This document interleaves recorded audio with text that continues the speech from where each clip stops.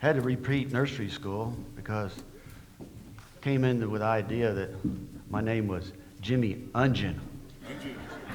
And the teacher wanted me to get it right before I graduated nursery school, But no, I was in nursery school a little early, and then you weren't old enough to go into the parochial school, so you had to do it this way, so I had stayed an extra year. So it wasn't just my name. Okay. All right. Well, y'all are excited? It's Christmas. It's Christmas. I can remember. I just loved it when I was a little boy because I had aunts and uncles on my mom's side. There were 6 of them. And in the very beginning, when I was just a kid, every one of them gave me gifts. So then about 12 or 13 years old, I think it was, then they decided they was going to start picking names. Oh, so you only got one present, Yeah, golly, But that's okay. We enjoyed having fun, and I came from my mom's side came from German, and the aunts all the time, I don't know who likes sausage and sauerkraut, but they try to get me to eat that sauerkraut. No way. Barry says he likes it. He loves it. Okay. You know how sometimes you're a little bit older and you think you know it all? Mm-hmm. I'm running into that with my grandson a little bit. Yeah. I got to remember that he might know a little bit more than I do about some subjects than I do. So I got to try to remember to start listening a little bit more. I got to listen a little bit more. So I'm starting to try to back up a little bit and not try to tell him, well, I know it's supposed to be this way. But, he looks at a little bit more stuff online, and then he gets the facts and stuff like this. And then I just say, oh, okay, James Allen, I think that's pretty good. So I got to do that. So, and I'm going to tell you, Barry, after, these kids start getting into college and stuff, I'm going to tell you, you're going to sit back and say, whoa, they look like they're smarter than me. No. No? Okay. All right. If you would, today I'd like to just talk a little bit about, in the verse, I'd like to do John. And it's John chapter 15. So if you turn there in your Bibles if you want to, it's going to be on the screen. There's a couple of verses that I left out, and I'll advise you when that comes on about. But this kind of just hit me all of a sudden, and it's, like I always say, I always have a message ready, and then God says something else. So I don't know. That's how I work off these messages sometimes.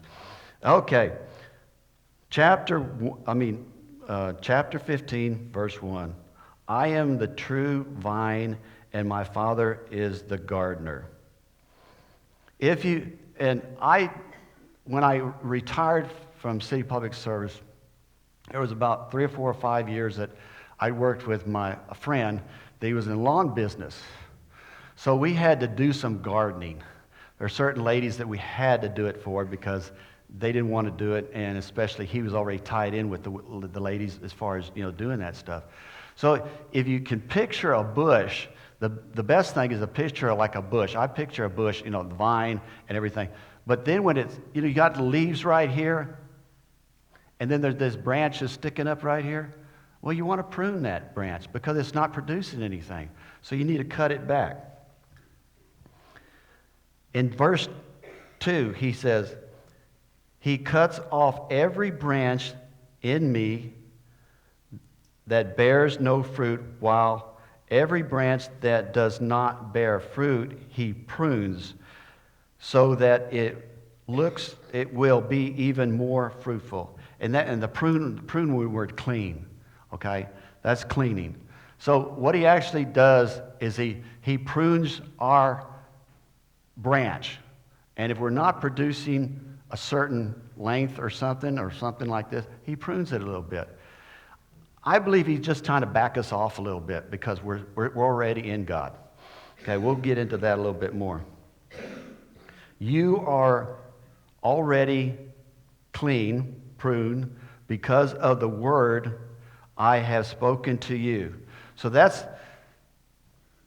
God is trying to tell us here that and Jesus, we are already in him. If you're saved and you know that Jesus is part of you in your life, you are already there. He already spoke to you. So this is what he wants you to do. Now, this is my key word today is remain. Okay? Just try to remember that, remain, when I say it. Number 4, verse 4. Remain in me as I also remain in you. That's what we just talked a little bit about. No branches can bear fruit by itself. It must remain in the vine, which is Jesus. Neither can you bear fruit unless you remain in me. So God is trying to tell us here that we must stay in connection with him. Okay? So I hate to tell you guys, but when you get on the road and you get somebody that pulls out in front of you and you don't like it, just take, that's what Mary says, Jim, take a deep breath. So that's what I do. I try to do that. But sometimes the deep breath gets kind of stuck. But you need to be in control. Being in control is very hard for some people. And we do tend, to this day and time, you can see it's a lot more that people takes their frustration on somebody else. But we are here to solve that problem, right? Right? Do you love Jesus? Yes, I do too. There's an old saying that says, don't get on your high horse about it. Ask yourself what Jesus would do. That's what I'm talking about. I get on my high horse about, that guy shouldn't have pulled in front of me. He didn't give me enough thing. I could have hit him in the back end and he would have sued me because I ran into him. That's not fair. I got a pet peeve about that. But take a deep breath, Jim, and be in control. Be in control. God has a purpose for each one of us. We are here this day, here to bless someone, be someone, and be connected with God. You are here for a purpose today. It was just to shake hands with a friend, let them know that you love them. And I love each one of y'all. If you didn't know that we lost Mr. Jacobson here just yesterday, wasn't it? Mr. Jacobson. And I can remember Mr. Jacobson. And I have a picture of him sitting, I think it was sitting over here. He used to sit over here. And then when I pray, a lot of times when I pray for the church, and I go through the church sometimes, I don't do it all the time, but sometimes I feel like I need to pray for y'all. And I remember where each one of y'all sit. And I go, it's Jacobson, and it's Betty, and then I go back and forth. I know, remember where y'all sit, because I watch where y'all sit. So I go around and around and around, and then sometimes I get to somebody who says, well, they switched apart sometimes. Let's see, were they there? But I pray for y'all. I love to pray for y'all. And it's just so much. Okay. So we want to do what Jesus, he is the vine. I am, number 5, verse 5 says, I am the vine, you are the branches. If you remain in me and in you, you will bear much fruit. Apart from me, you can do nothing. So, this is my thing, okay? If you come to church, if you come to Bible study, if you sing, it's going to give you more ammunition to step out in front of someone and say, hey, buddy, Jesus loves you. And sometimes we have to do that. Have you ever tried to do that? I mean, a long time ago, everybody did that. But have you tried it lately? It's hard. Because you're walking down the mall and stuff, you're happy about you're going to buy something or something like this, and you see this old guy and it just, see my frowns?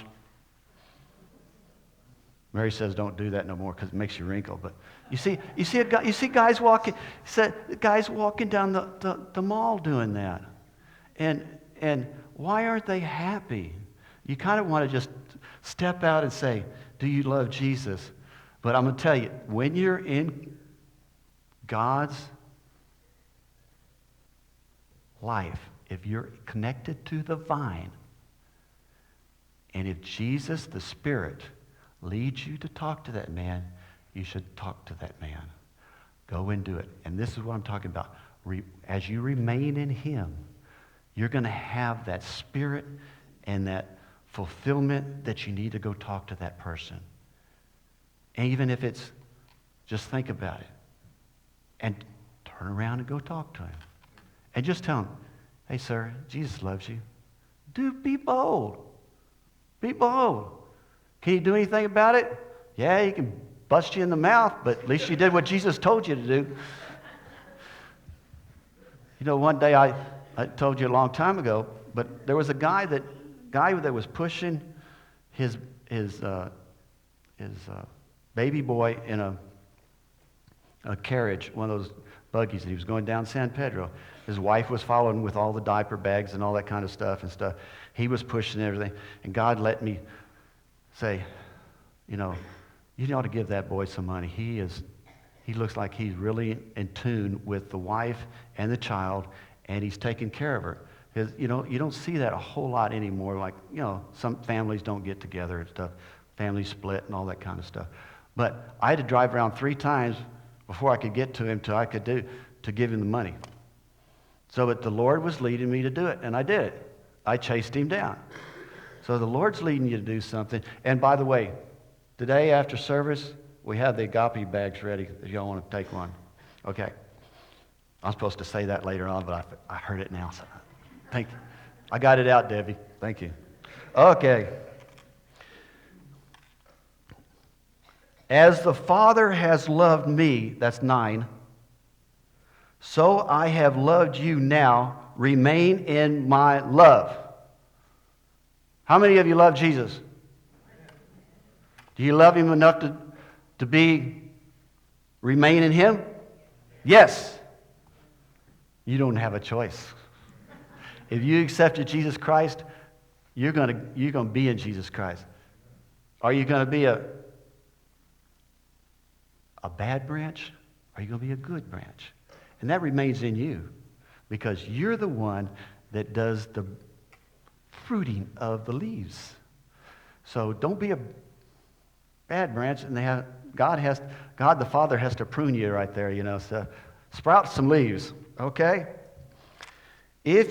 Number 10, if you keep my commandments, will remain in my love, just as I kept my Father's commandment and remain in his love. Whoa. And this one's not on the screen. I love this one.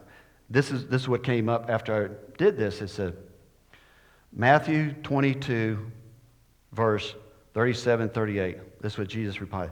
Jesus replied, love the Lord your God with all your heart and with all your soul and with all your mind.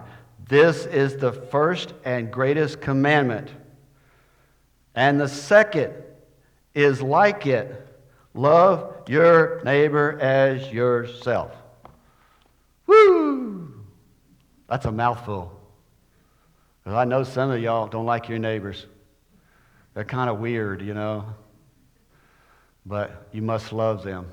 We got a neighbor that always complains about everything. That's the only time she ever calls me most of the time on the phone. But I love her, and I've told her about Jesus, and she still complains, but she has a problem, so I just listen to her and be nice. And she don't hate me. She hates some of the other people in the neighborhood. She don't hate me. So, anyway. Okay, here's another example. Okay, there's an old house being torn down. okay? And they leave a center wall in there. Why do they leave that center wall in there? Because it's a strong wall. So that's what Jesus wants us to be, like a strong wall. That's just another way of saying be a strong branch off the vine, okay? All right. If the world, then 18, if the world hates you, keep in mind that they hated me first. Whoa. Didn't they hate him first before us? They didn't like what he was doing. The Pharisees especially, it was going to try to end their way of life. So they didn't like him. They tried all the time to get him into trouble. But they hated him because he was doing that for them. Number 20. Remember that I told you, a servant is not greater than his master. So Jesus is telling me here that I'm not greater than him, and I'm not greater than his Father. But I'm not, because I'm just a simple guy. I'm just a plain, simple guy that loves Jesus and wants to tell people about Jesus. Because that's my main purpose in life, really. It's not that I spent 31 years at City Public Service. It's not that I worked for H.B. Zachary for a while. It's not that I worked for Southern Pacific for a while. It's not that I built trailers for a while. It's the main thing is that I am in Jesus Christ. I am the branch, and I must produce the fruit wherever it is. Now, I'm not saying that everybody has to go out and start talking to everybody and things. If you're a father or mother or a grandmother or great-grandmother, the purpose of you may be just to say a kind word or say something that Jesus would say or that you knew that the Bible said to your granddaughters, your grandsons, or your great-grandsons. Your purpose here is to reflect your branch and continue to make fruit. See what I'm getting at? I'm saying that you have a purpose in this life. You are continue what you have learned in church, what you learned in Bible study, what you've learned all your life about Jesus is to remain in him and produce. Get it out there. God doesn't need you anymore, he's going to take you home. And he will. But as long as you're here on this earth, remember, you are the branch. And Jesus is the vine, and you must produce. So remember that. Because, you know that beautiful song that Doris did, I was sitting there thinking I was floating on a cloud. Yeah, beautiful. Doris, he's going to make you play in heaven. He's going to make you play in heaven. Woo, woo. I'm going to have so much fun.